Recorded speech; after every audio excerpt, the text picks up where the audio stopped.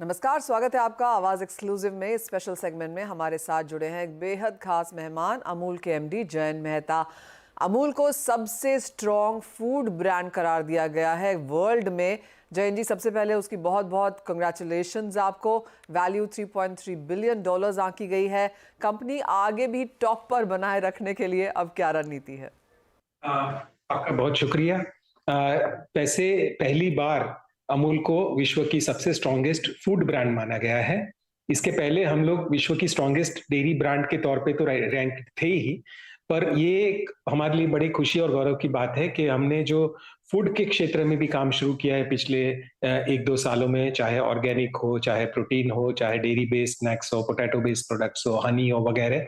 तो food product में products की कैटेगरीज में भी अमूल की जो एक्सपांशन है उसकी भी एक विश्व लेवल पे रिकॉग्निशन मिली है।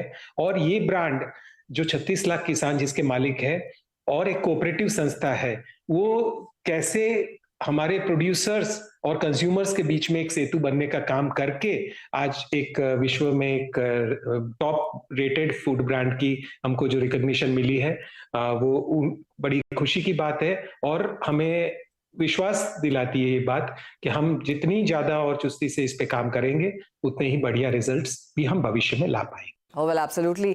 साथ ही साथ जयंत जी, अगर पिछले साल से कंपेयर किया जाए फिलहाल, तो कंपनी की ब्रांड वैल्यू में किस तरह का इजाफा हुआ है और किस तरह का ट्रेंड आप बनाए रखना चाहते हैं? अब वैसे आप जानते हो कि अमूल का जो सेल्स टर्नओवर है वो 80,000 करोड़ यानी कि ऑलमोस्ट $10 बिलियन का है। देश की सबसे बड़ी फूड और एफएमसीजी ब्रांड और डेयरी ब्रांड तो अमूल है ही है।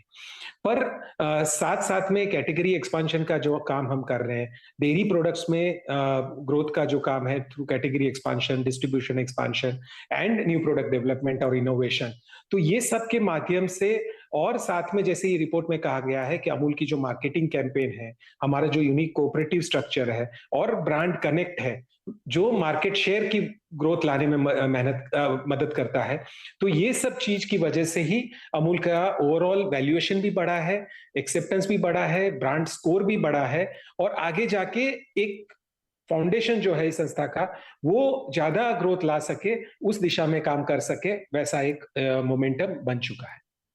वेल एब्सोल्युटली, जैसे आपने कहा कि सारे लेवल्स पे यहाँ पर अमूल एक टॉप कंपनी है। अगर इंडियन मार्केट्स में ही देखा जाए तो दूध में कंपनी का शेयर 75% है, बटर में 85% है, चीज़ में 66% भी है। अब आने वाले भविष्य में, क्योंकि त्योहारी सीजन भी अब यहाँ पर शुरू हो जाएगा, कैसे देखते हैं आप इन सभी सेक्टर्स में आगे जाती हुई ग्रोथ? ये तो मोमेंटम का टाइम है। हर प्रोडक्ट के कैटेगरीज, हमारी जो डेयरी प्रोडक्ट कैटेगरीज है उसमें तो ये समर भी अच्छा रहा तो हमारे आइसक्रीम कैटेगरी को भी अच्छा ग्रोथ मिला। अभी इस सीजन में भी जो बटर है, चीज है, घी है और सभी डेयरी प्रोडक्ट्स है, मिठाई है, खास करके ये सबका मोमेंटम भी काफी अच्छा है। ग्रोथ और जो एक वॉल्यूम ग्रोथ और कैटेगरी एक्सपांशन का जो फायदा हमें मिल रहा है उसका भी हमारे मार्केट शेयर में काफी अच्छा इम्पैक्ट हो रहा है और टर्नओवर की ग्रोथ में भी वो मदद कर रहा है। So overall next 3 months will be very good and I am sure उसके आगे भी जिस हिसाब से हमारे पास दूध के प्रोक्योरमेंट में अच्छी ग्रोथ आ रही है, वो हम लोग आगे जाके भी पूरे साल भर में भी अच्छा ग्रोथ दर्ज कर पाएंगे। ऑलराइट, और जैसे आपने कहा कि गर्मियों में तो आइसक्रीम की बिक्री अच्छी खासी हुई, और क्यों ना हो, बिकॉज इस बार गर्मियां लंबी थी, सीवियर भी थी, और आपसे बात भी हुई थी, आपने कहा था काफ़ी स्ट्रॉन्ग नंबर्स भी हैं। लेकिन अब अगर त्योहारों की बात की जाए तो शुरुआत हो चुकी है। पिछले साल के मुकाबले आंकड़ों के हिसाब से आप कितना यहाँ पर डिमांड में ग्रोथ देखते हैं? या double digit growth is what we had planned for and which we are getting already. तो हर एक प्रोडक्ट कैटेगरी में उस तरह से मोमेंटम है।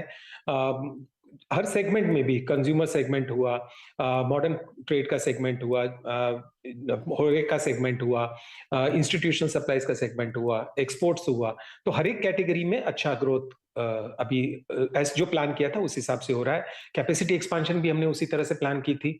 तो overall all factors are favourable and contributing to the growth.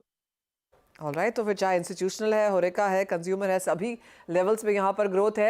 ये तो इंडियन मार्केट की बात हुई जयंत जी, लेकिन भारतीय प्रवासियों के लिए कंपनी ने काफ़ी काम किया है। इंटरनेशनल मार्केट्स में हमने यूएस में काम होता हुआ देखा है। एक्सपोर्ट नंबर्स तो आपके काफ़ी स्ट्रॉन्ग हैं ही, वहाँ पर किस तरह के आंकड़े हैं? वेल यूएसए में दूध लॉन्च का काफी अच्छा रिस्पांस मिला है। वहाँ यूएस के इतिहास में पहली बार 6% फैट का अमूल गोल्ड मिल्क हमने लॉन्च किया। तो हमारा जो आधे से ज्यादा जो बिजनेस आ रहा है दूध का वॉल्यूम, वो फुल क्रीम मिल्क से और हाई फैट मिल्क से आ रहा है। तो उसका एक काफी पॉजिटिव रिस्पॉन्स हमको मिला है। आगे जाके भी हम लोग वहाँ पे दही, छाछ, पनीर और फ्रेश प्रोडक्ट्स भी लोकल मैन्युफैक्चर करके मार्केट में लॉन्च करने वाले हैं। और देशों में भी इस पे काम चल रहा है और very shortly will be making some announcements on that also. और अगर भारतीय बाजारों की बात की जाए तो यहाँ पर किस तरह का कंपटीशन देखते हैं आप, क्योंकि इंडियन कंज्यूमर एवर इवॉल्विंग है, नए प्रोडक्ट्स चाहिए, नए फ्लेवर्स चाहिए, तो हमने वो सभी कंपनीज को इन सम सेंस आता हुआ देखा है। अमूल इसमें क्या कर रहा है? Indian dairy category market is growing very fast and we are fortunately हम लोग सभी प्रोडक्ट कैटेगरीज में है। तो दूध, दही, छाछ और फिर पनीर और जो फ्रेश प्रोडक्ट कैटेगरीज उसमें है। साथ में लॉन्ग लाइफ प्रोडक्ट्स हुआ, बटर हुआ, चीज हुआ, milk powders, ice cream, beverages, I mean mithai, you name the product category we are there और intending to expand our presence there. तो इंडिया तो लार्जेस्ट प्रोड्यूसर है विश्व में दूध का, सबसे विश्व का सबसे बड़ा बाजार भी है दूध का।